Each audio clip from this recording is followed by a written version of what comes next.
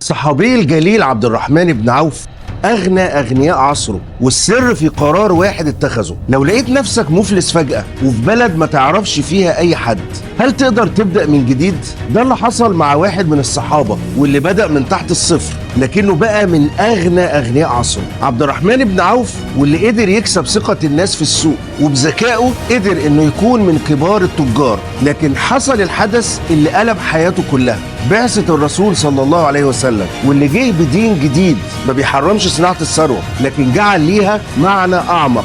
وبعد الهجرة لما أخى الرسول بين الأنصار والمهاجرين، عرض الصحابي سعد بن الربيع نصف ماله على عبد الرحمن بن عوف، لكنه رد عليه بجملة خالدة: بارك الله لك في مالك وأهلك، ولكن دلني على السوق.